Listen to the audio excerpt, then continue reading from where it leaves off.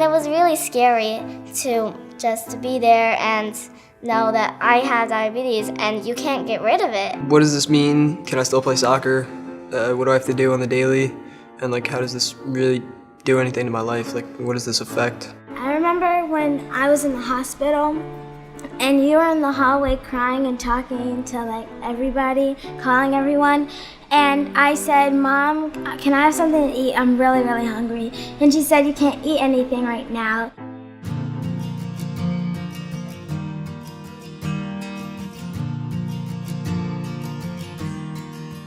I was diagnosed with type 1 diabetes when I was 4 years old. I picked her up at preschool and her preschool teacher said to me, you know, Taylor had 3 glasses of lemonade for snack today and she went to the water fountain 5 times and she was only in preschool for 2 hours a day. So that was a lot. We were at a soccer tournament and I really was watching how much he was running off to go to the bathroom. He was peeing more often at nights, especially. We would go through maybe a diaper per hour.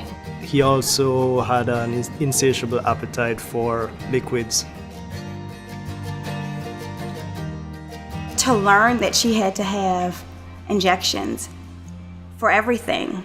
There's no words to describe what that feels like as a parent. I think it really hit me when I came out of the pharmacy and I took the biggest bag ever out of the pharmacy with like 3 months worth of supplies, and it really hit me at that point, like, this is something that we're really gonna have to deal with for the rest of our lives. You're at a point in the beginning where there's so much information being thrown at you, you're thinking, how am I ever gonna do this? From my point of view, the first thing to do is to breathe. Perfection is not the goal.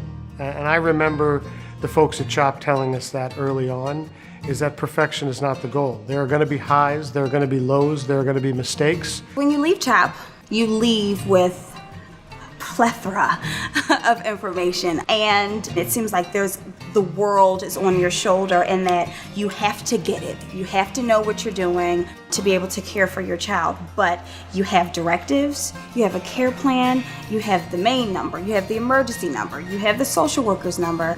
All of those supports are put into place, so you're really not by yourself. I'd say it's almost like coming home with a newborn. You don't know what you're doing at first, and then all of a sudden you start to realize, like, you know what to take with you when you're leaving the house. You know what certain foods are going to do to his blood sugars. So it just takes some time. I would say probably that month to 2 months is when we felt like, okay, we can do this. It just gets better. It gets better. It gets, I promise you, it gets better. We just created a routine. Who checks blood sugars? Who does shots? Where do we do it? How do we hold him? Whatever it is that makes you more comfortable. And the moment you find something that works, stick to it. It just becomes life. You know, they would say, oh, you're gonna know the carb count. You're gonna know what this means. And it's true. Which is great. Everything is fine. Our decision of where she went to school was, is there a school nurse there full time? The continuous glucose monitor, which is attached to her, and it sends the data to the phone, and mommy and daddy can look at her at school. Last night she had an overnight with her girlfriend, and our anxiety level was negated I had my phone almost right completely. next to the bed so I could see what her blood sugar was we at knew. her friend's house on the other side of town. It's really been a game changer for diabetes for her. He knows that testing his blood sugar is important, and we just try to make him actively engaged in the decision-making process. We try to put a spin on everything, like a positive spin on everything. Like when he first got his sensor, you know, he's real into superheroes, so that was a superhero pack that we get to put on his arm. Little things like that. What caused the greatest anxiety was, am I going to be able to continue to be as active, to play sports, to play soccer? And the folks at CHOP were great. I mean, from day one, constantly reminding us and reinforcing to him that he was going to be able to do all the same things he was doing prior to the diagnosis. If you really would like to continue with your sport, like, continue with your sport. It shouldn't hold you back. Just follow what you want to do and just watch as you go. There's no limitation. There's just because Marty has diabetes, or What does that mean? It just means you do the normal things that a normal person should do. You take care of yourself. You take care of yourself. That's it. From what I've learned now, myself having it for 34 years and had a full active life, done many things, is that you'll be okay. Reed's a ball of energy. He's either riding his bike or riding a scooter.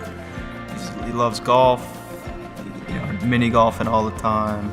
Plays soccer, plays basketball, plays baseball. Diabetes has just kind of like become like a regular part of my life. You'll be a pro at it and you won't even care anymore.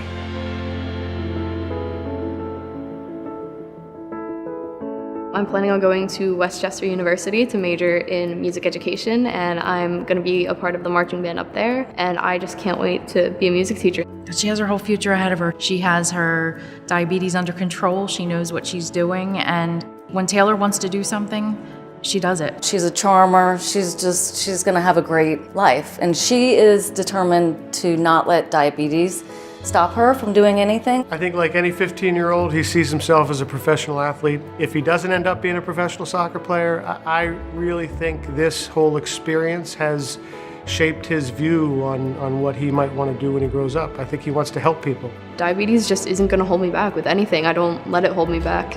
It's just part of my life. Like, I don't really change much. I don't really worry that it's there. I don't really care that I have it. It's just another thing. Now I just have to watch what I do, watch what I eat. But I don't have to change anything. Like, I'm still me. You can still do whatever you want to do, like play music, be a lawyer, like be a cop, become the president. The diabetes is just something that he has to deal with. It is what it is, and we're gonna manage it, but that's not gonna limit him in any way, shape, or form. He's already great.